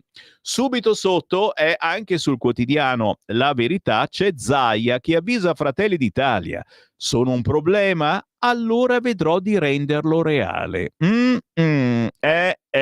Il governatore uscente punge sul nome tolto dalla lista. C'è amore tra me e i veneti. Ed è ora che qualcuno si faccia sentire, Che ne dite? Sempre sulla Verità, pagina 14, è un clandestino con precedenti, il marocchino stupratore di Napoli. Meno male che si parla anche di quello che succede qua da noi. Il nordafricano senza fissa dimora ha aggredito la vittima per strada. A salvarla è stata una passante che ha chiesto aiuto. Scene di quotidiano Far West a Napoli. Il violentatore è stato immobilizzato fino all'arrivo delle forze dell'ordine. La ragazza assalita ha ringraziato i cittadini intervenuti tramite i social, e chiaramente queste sono notizie che fai fatica a trovare, perché sui quotidiani oggi si parla di tutt'altro. Ma tranquilli, siete in buone mani. C'è Sammy Varini in diretta su Radio Libertà, tra poco ci fermiamo, c'è il Qui Parlamento, poi la canzone indipendente delle 9. Oggi torna con noi Wanda Pacifico da Roma con la sua Another Day, ma subito dopo le 9 restate con noi perché parleremo della nuova Lega. Già, parleremo con Mauro Baldassarre, responsabile giovani della Lega a Busto Arsizio in provincia di Varese, appena eletto, e magari, chissà mai, che Mauro ci dia qualche consiglio. Che ne dici? Qui Parlamento? Non è ancora tempo? Faccio in tempo a leggere anche qualche whatsappino. Dai. 340 6709 659. Ma quando la Lega toglie dal simbolo Salvini Premier? Arriva. Premier non lo diventerà mai e ci dispiace, ma ci abbiamo provato. Quella frase è un messaggio negativo per la Lega. I risultati della Lega lo confermano. Non penso che sia dovuto a Salvini Premier, però giustamente è una motivazione che mi mettete sul tavolo. Ma vi rendete conto che la Lega sta sparendo? Ormai Salvini è strabollito, non ne fa una giusta dal papete, non lo vota più nessuno e nemmeno io, dopo quasi 40 anni di Lega. Male, malissimo. Direi che lo spadone dove te lo sei messo, caro ascoltatori? Adesso, per completare il disastro, presentiamoci in Veneto con la Lega Salvini Premier, la barzelletta più corta del mondo, così appena uno vede il nome di Salvini scappa a gambe levate. Ragazzo, non lo so se è un ragazzo o una ragazza, cosa sei? Abbiamo detto che lo leviamo questo, Comunque, ribadisco, molli la battaglia e fai vincere il PD. Se ti piace questa cosa, molla la battaglia. Ci fermiamo, certo, il Qui Parlamento, la linea a Vanessa Cattoi. Qui Parlamento. Grazie Presidente, Ministro, Governo, onorevoli colleghi. Oggi ci troviamo qua a discutere il documento programmatico di finanza pubblica, che è l'atto di fatto preparatorio alla manovra di bilancio 2026-2028. Ecco, vede Presidente, io vorrei partire soprattutto verificando quello che è la cornice all'interno del quale questo governo può effettivamente sviluppare la manovra di bilancio. E perché dico questo? Anche durante le audizioni è stato rilevato e sottolineato come il nostro Paese sia altamente vulnerabile, sicuramente non per le scelte portate avanti da questo governo, perché la vulnerabilità è determinata dal fatto che questo Paese è gravato da un altissimo debito pubblico, un debito pubblico che sicuramente questo governo non ha contribuito ad incrementare, ma di risanare quella che è stata una grande sola, che è quella del super bonus, un dazio che di fatto grava fortemente e impedisce a questo governo di poter finalmente attuare quelle politiche che voi dell'opposizione ci chiedete: maggiori investimenti sulla sanità, maggiori investimenti a sostegno delle imprese. Facile, dopo che voi avete condizionato l'attuale manovra di bilancio. E vado avanti. I vincoli europei. Passiamo ai vincoli europei. Intervenire però la collega Cattoi senza inutili disturbi, prego. Passiamo ai vincoli europei. So che dispiace la dura realtà, ma questi sono i dati. Torniamo ai vincoli europei. Un altro motivo per cui abbiamo un perimetro ristretto risiede nel fatto che abbiamo tantissimi vincoli europei. Vorrei riportare dei dati. Il Green Deal, tanto compiaciuto e soprattutto sostenuto dalla parte di centro-sinistra anche di questo Parlamento. Vorrei darvi dei dati. Sapete la Commissione europea quanto ha quantificato il Green Deal? Pari a 1.285 miliardi di euro, l'8% del PIL. Sapete quanto incidono invece i dazi di Trump? Tra lo 0,4 e lo 0,7% di PIL. Quindi il Green Deal incide 10 volte di più rispetto ai dazi di Trump. Di questo stiamo parlando. E chi sostiene le politiche folli dell'Europa e della von der Leyen sul tema ambientale? Voi sicuramente, non noi della Lega.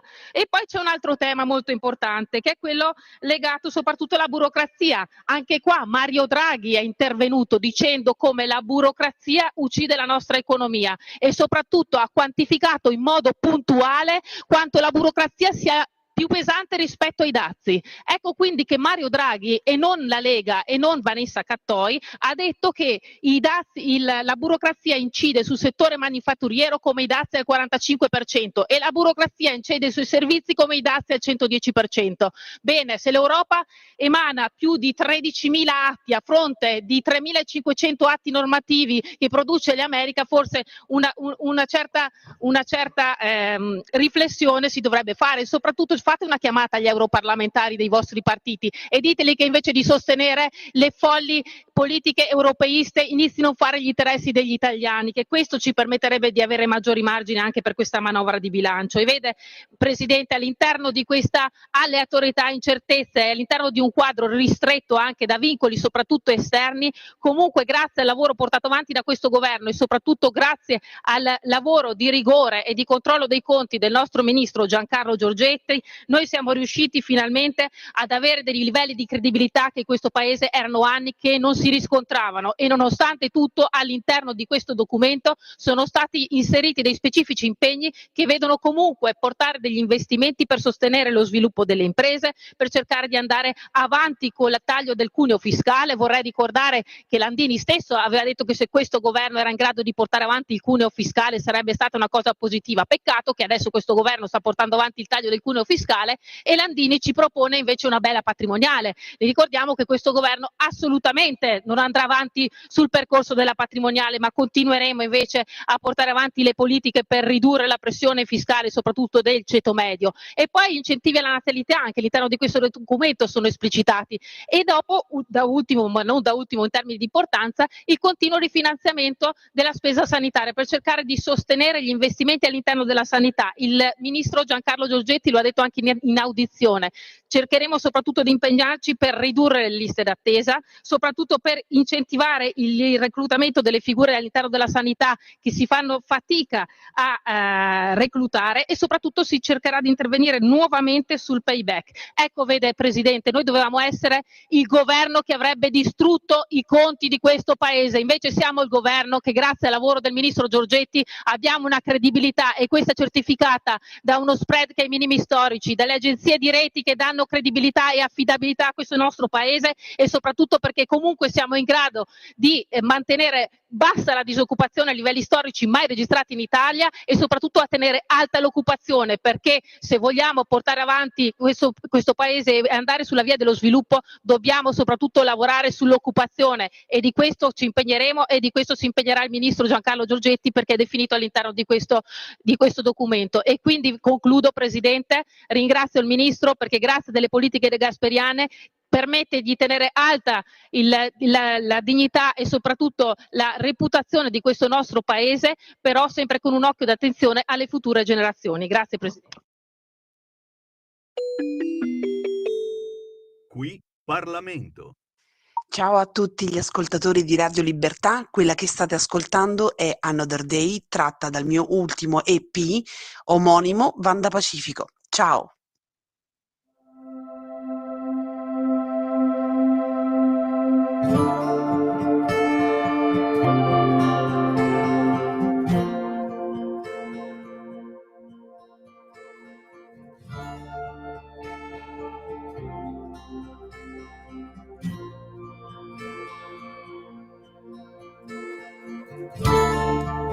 I still can hear your voice in the middle of the night. I still can feel your touch sometimes. The shadows here behind me ain't anything to tell me to bring back the song to my heart, to my heart.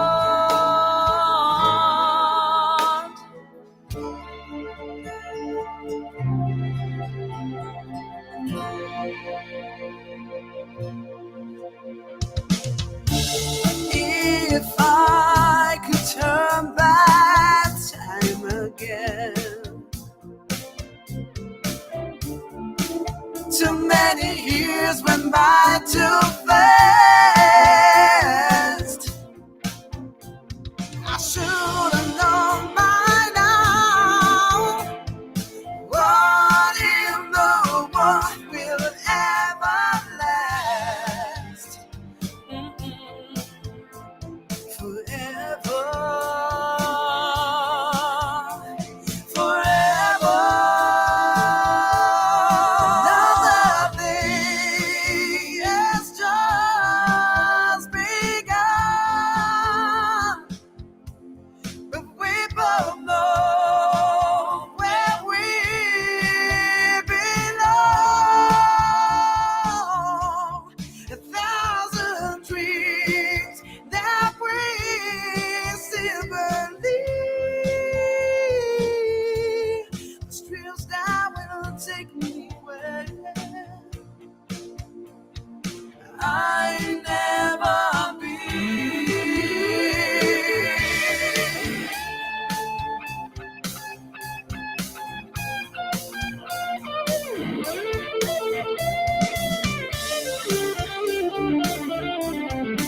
Si chiama Banda Pacifico, voce autrice di pezzi inediti, già a Roma da tanti anni, ma non gli basta più girare per Roma, gira anche l'Italia con una band rock blues.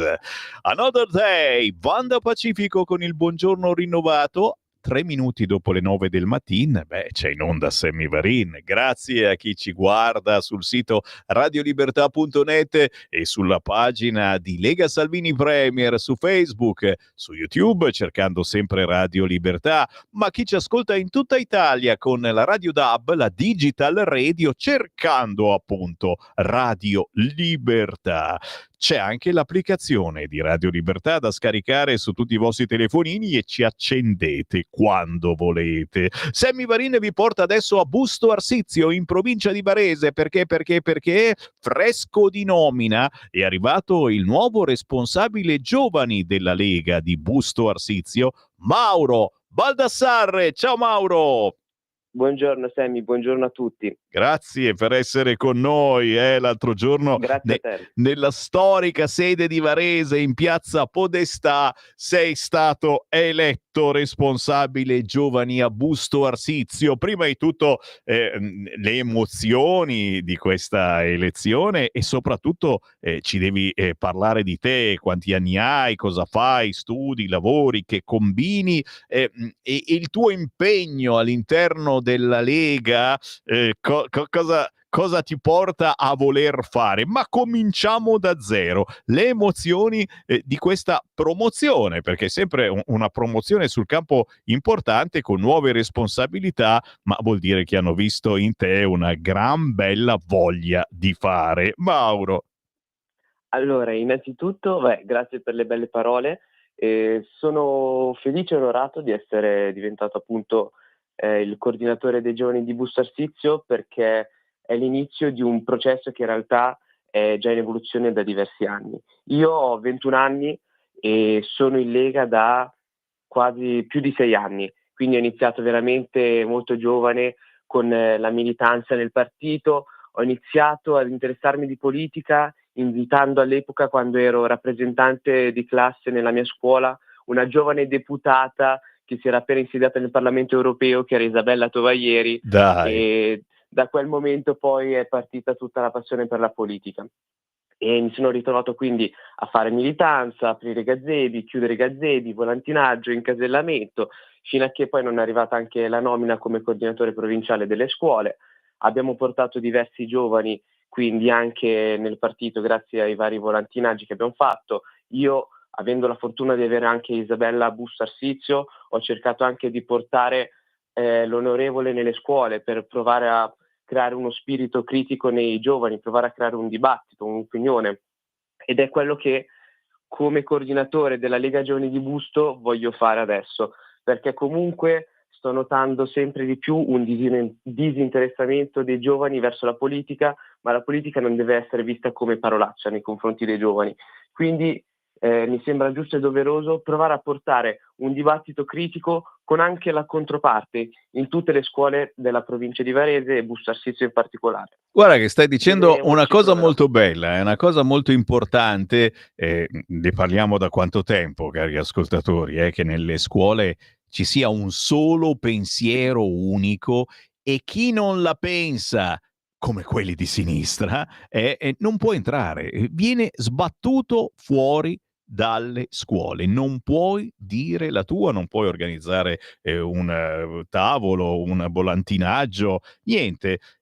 C'è qualcosa che non funziona in questo, mancanza di dibattito tra i giovani, che poi è chiaro, vengono instillati a un unico pensiero, appunto unico, sulle orme di quel Kirk che hanno ammazzato in America poco più di un mese fa. La Lega vorrebbe proprio portare avanti questa cosa, parlare e ascoltare la gente, perché ci sono alcune problematiche quotidiane che non puoi far finta di niente, non puoi vederle con lo spirito di sinistra perché sei lì quasi ad applaudire.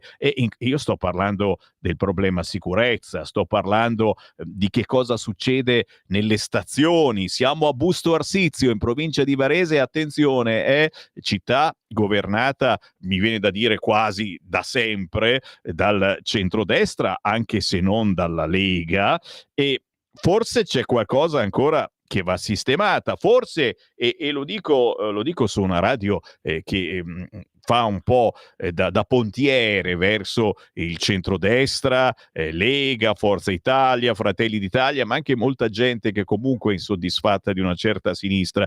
Forse ci vorrebbe più Lega a Busto Arsizio e in gran parte d'Italia. Forse la Lega dovrebbe alzare un po' più la voce, però dopo a costo di litigare con gli alleati conviene tutto questo.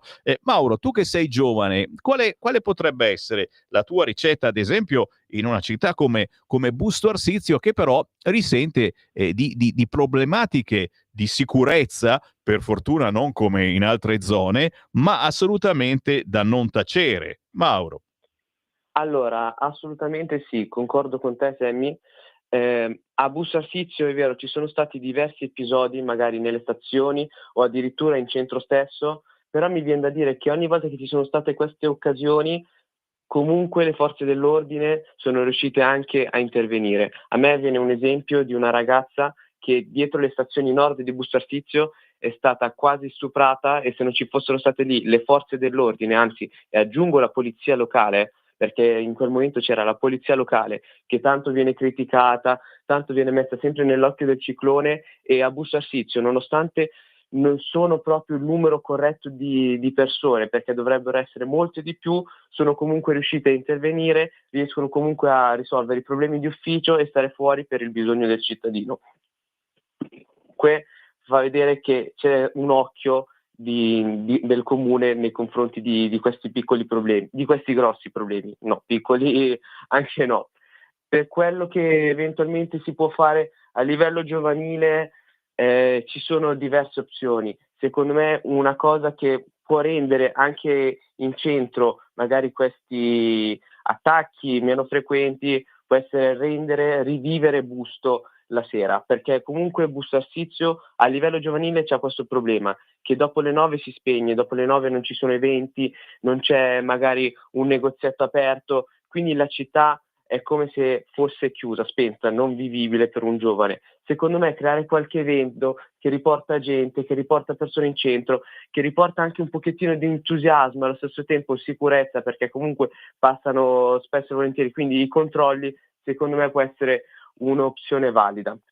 Per quanto riguarda invece il problema delle stazioni, ci stanno già pensando, perché comunque è in avvio il progetto stazioni, appunto, per quanto riguarda la polizia locale, che spesso e volentieri la sera si mettono lì per fare i controlli e far sì appunto che queste cose non accadano più. Importante, quindi dove c'è il centrodestra non si sta con le mani in mano e si agisce, No. anche appunto per riaccendere la città, perché se Busto Arsizio dopo le 9 di sera è spenta, sappiamo benissimo quali sono i negozietti che invece restano aperti 24 ore su 24. Facciamo in modo che la città si accenda un pochino di più, grazie, perché no, anche a quello che propone la Lega, e in questo caso i giovani della Lega di Busto Arsizio in provincia di Varese, con Mauro Baldassarre che è il nuovo coordinatore giovani. Mauro, non possiamo che spezzare una lancia per te e per tutti i giovani che decidono che così non va bene e bisogna fare qualcosa, alzare la testa e cominciare a dare una mano a chi si occupa di territorio, chi lo controlla perché lo conosce molto bene il territorio. Mauro, dove possiamo trovare i giovani della Lega a Busto Arsizio, e naturalmente dove possiamo trovare direttamente te sui social? Allora, i giovani della Lega Busto Arsizio li potete trovare sul territorio sempre, perché siamo sempre pieni di eventi, siamo sempre pronti a scendere per la popolazione, e nel caso a livello social c'è la pagina Lega Giovani-Varese che racchiude tutta la provincia di Varese, dove ci sono poi nelle varie storie i vari profiletti dove si parla di Busto Arsizio, di Varese città, di Varese provincia, dei laghi, quindi lì potrete trovare tutte le attività. Per quanto riguarda i social, sono su Instagram con Baldassarre Mauro. E noi ti cerchiamo e ti seguiamo, e qualunque segnalazione avete da fare, parlo con te ma anche con tutti i giovani che ci seguono da tutta Italia, fatevi avanti, perché Radio Libertà, lo dice anche la parola, è il vostro megafono. Buon lavoro a Mauro! Grazie mille, buon lavoro. Grazie. Mauro Baldassarre, responsabile giovani della Lega a Busto Arsizio. Il quotidiano La Stampa titola Le ali della libertà. All'interno Donald, la giornata del trionfo e l'alba del nuovo Medio Oriente. Ma attenzione, c'è anche Zelensky, fammelo vedere, guarda lì che faccia arrabbiata. Zelensky vola a Washington, adesso tocca anche all'Ucraina. Chiaro, insomma, ha fatto il miracolo in Medio Oriente. Il re parvenu, c'è a pagina 7 un ritratto di Donald, gesti scomposti, lessico pieno di limiti, ma Trump ha costretto tutti alla tregua, spazzando via secoli di diplomazia.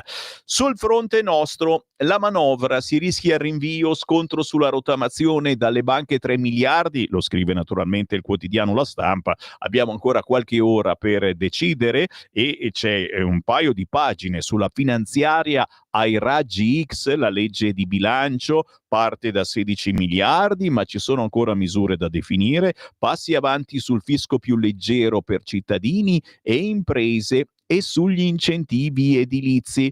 Chiaramente, se siete interessati, ma non è ancora niente di deciso. Più decisa invece, come ce la racconta il quotidiano La Stampa, la voragine sanità.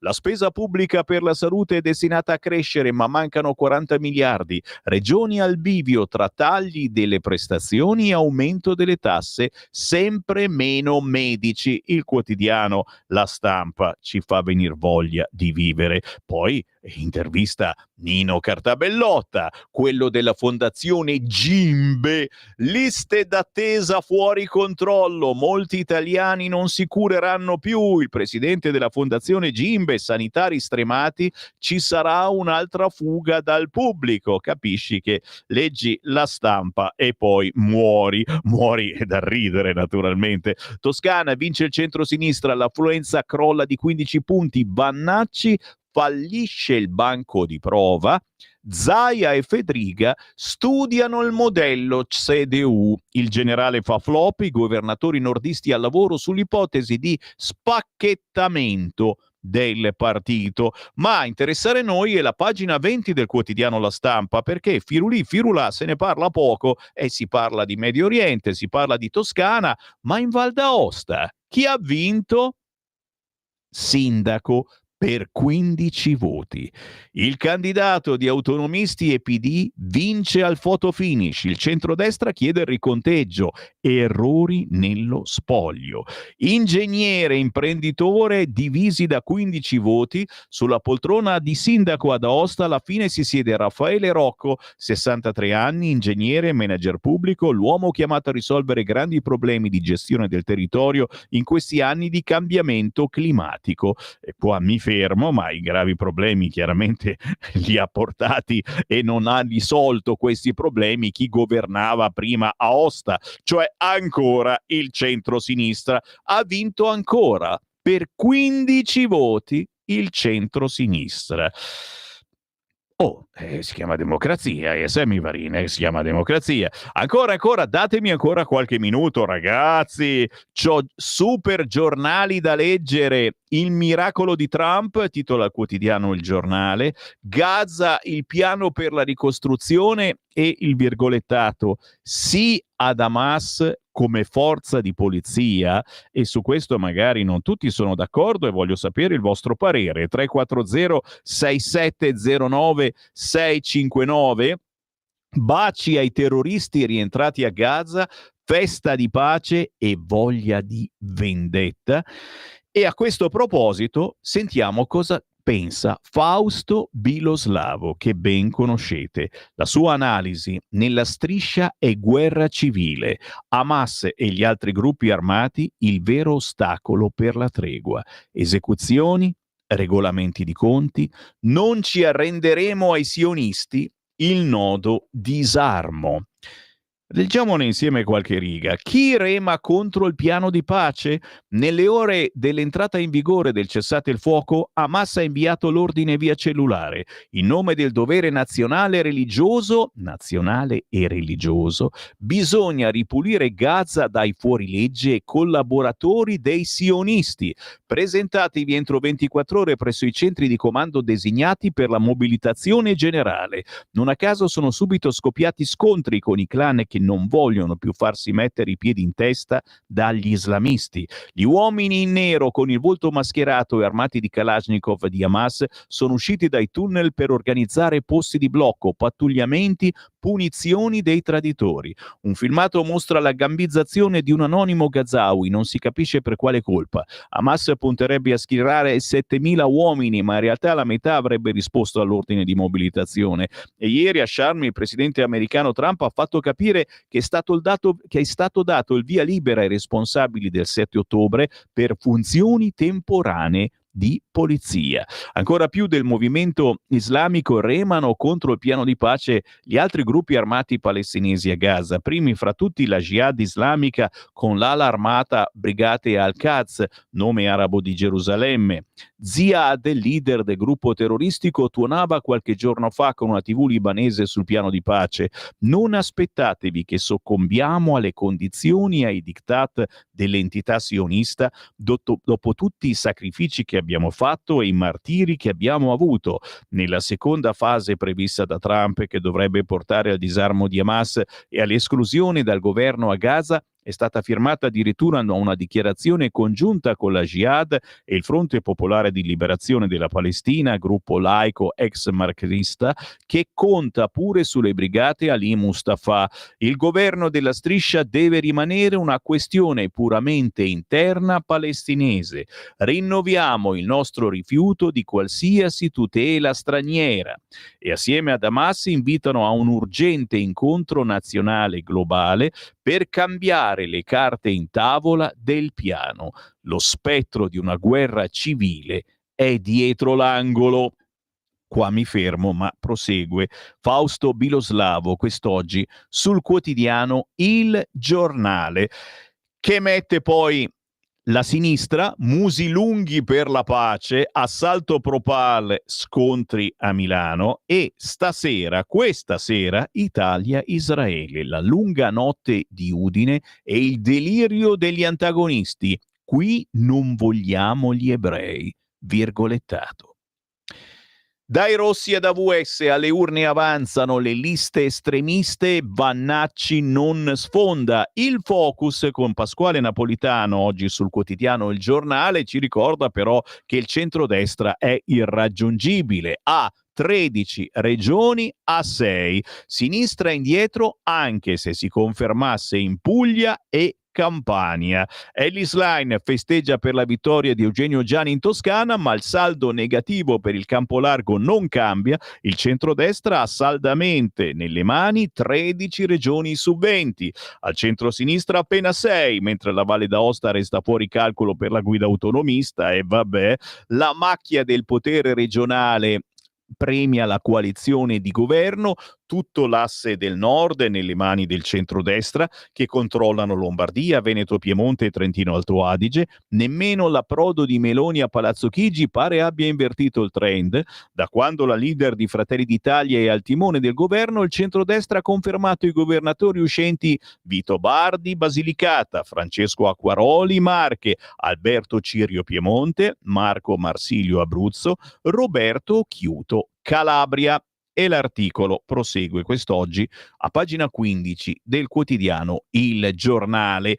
Ho qualche minuto libero e dai che apro le linee. Dai, chiamatemi 0292947222. Quali sono i vostri rimarchi sulla rassegna stampa di quest'oggi? Intanto, i contestatori di Milano, no alla mozione per abolire il gemellaggio con Tel Aviv, PD nel caos e scontri in piazza.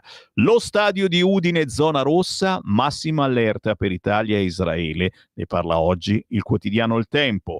I Propal che vogliono boicottare anche la festa del cinema.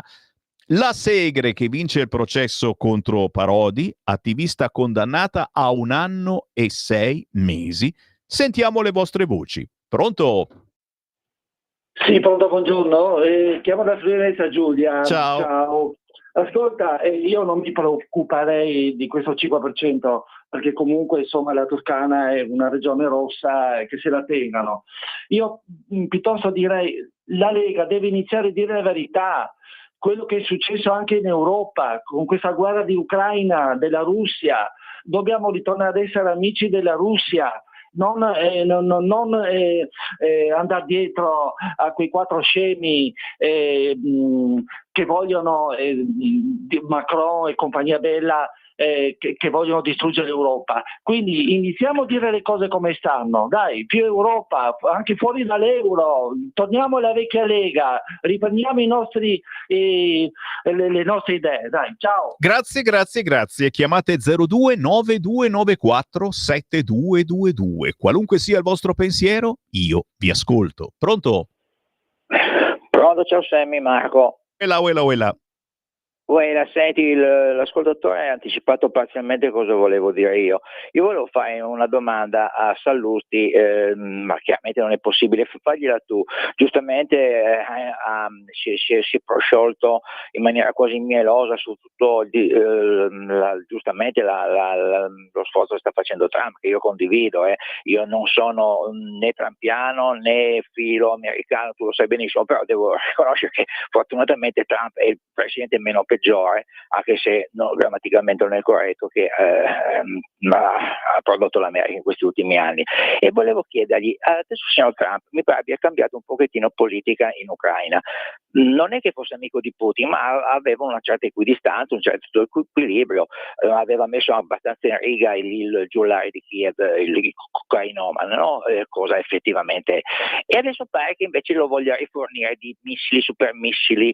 Che vorrei chiedere a Sallusti, la pace come pensa di risolverla in Ucraina? Adesso cosa facciamo? Torniamo ad armare Zelensky, a schierare truppe polacche sempre contro sta cavolo di Russia che non ne può assolutamente niente? Non dimentichiamoci gli accordi di Minsk, erano già quasi d'accordo, Putin si sarebbe fermato dopo 2 mesi, 3. I signori americani hanno fatto saltare tutti, ovviamente non Trump, ma il signor Biden, anzi Rimban Biden. Ciao caro, speriamo in bene, va? Grazie, sono certo che Sallusti ne parlerà nei suoi prossimi editoriali. Intanto sul Corriere appare Bernardini De Pace che scrive al sindaco di Milano Sala: date l'Ambrogino alla flotilla, restituisco il mio. 029294 7222. Pronto? Ciao Sammy, sono Marco D'Amato. Buongiorno. Allora, intanto io sono convinto che la pace a Gaza non ci sarà mai, indipendentemente da tutto quello che l'Occidente vuole o può fare, perché Hamas non mollerà mai e infatti lo stanno dimostrando. Adesso è sempre stata gestita a livello mafioso Gaza e continuerà ad essere gestita così. Allora, un appunto a quanti ancora, anche stamattina, si sono scagliati sull'incapace Salvini, ok? Ragazzi, l'Italia è fatta da 60 milioni di allenatori e quindi da 60 milioni di segretari di partito. Ci vogliamo ricordare che Salvini sta rischiando il carcere per aver cercato di fermare l'invasione di migranti illegali? Pensate che si sia davvero bollito il cervello? Pensate che tutte le iniziative che la Lega prende le prende da solo? C'è un direttorio, come tutti i partiti, dove si decide cosa fare o cosa non fare. Allora, piuttosto raccontiamola così, che il mondo è sempre più complicato. Tutti sono contro tutti e ognuno cerca di portare l'acqua al suo mulino. Il problema del centrodestra sono Forza Italia, che non è un partito di centrodestra, ma è un partito interfaccia del PD, mica per niente in Europa governa con il PD, vero? Socialisti popolari, e quello non mollerà mai perché il suo padrone, lo sappiamo chi è, ha bisogno dell'Europa per portare avanti i propri interessi. E poi abbiamo i Fratelli d'Italia che sono stati a fare la coda del centrodestra per 20 anni o 30 anni che adesso si trovano in vetta alla montagna e guardano tutti dall'alto e continuano ad avere una fame smisurata. Invece di criticare Salvini, invece di avere tutti quanti, poi chiudo, la bacchetta magica per risolvere i problemi, vediamo invece cosa possiamo noi fare per la Lega e non la Lega quello che può fare per noi. Ciao a tutti e grazie. Grazie, chiamate 0292947222 per entrare in diretta e senza filtro su Radio Libertà. Chi c'è in linea? Pronto? No, è caduta. Allora c'è Lorenzo da Como che scrive: ciao Sammy, il risultato della Lega nelle ultime tornate elettorali è la rappresentazione dello zoccolo duro leghista, quello che non cambia bandiera a ogni spirar di vento, quello che non si affeziona alle mode del momento, ai personaggi carismatici o presunti, tali che periodicamente appaiono e scompaiono, quello insomma che mantiene la barra dritta sulle idee e sulle campagne identitarie che rappresentano il pensiero leghista. Interessante. E ancora, non credo che le varie leghe esistenti siano leghiste. Evidentemente hanno un filo che le unisce ai partiti di sinistra. Si danno tanto da fare per non far vincere l'unica vera lega esistente, quella di Salvini. Buongiorno, nulla di nuovo sotto il sole, la Toscana sarà sempre rossa anche se li riempi di pidocchi. A me oggi si rompe il cuore, oggi a Verona 3 carabinieri morti, 15 feriti tra le forze dell'ordine per liberare un casolare abitato da delinquenti. Ecco, questa è la tragedia di oggi. Grazie Monica per avercelo ricordato in apertura su tutti i siti internet. L'ultima chiamata la prendo al volo. Pronto? Sul cursore. È su, ma non lo sentiamo. Buongiorno Sammy, il generale fa considerarsi un valore aggiunto la Toscana da sempre roccaforte rossa. Luca, ti ho perso un pezzo di messaggino, però è un valore aggiunto. Vannacci, forse l'errore è stato quello di candidare persone che erano assolutamente sconosciute in Toscana. È possibile che sia stato questo l'errore? Lo chiedo a voi. Ecco l'ultima chiamata. Pronto? Pronto? Ciao. Ciao Sammy.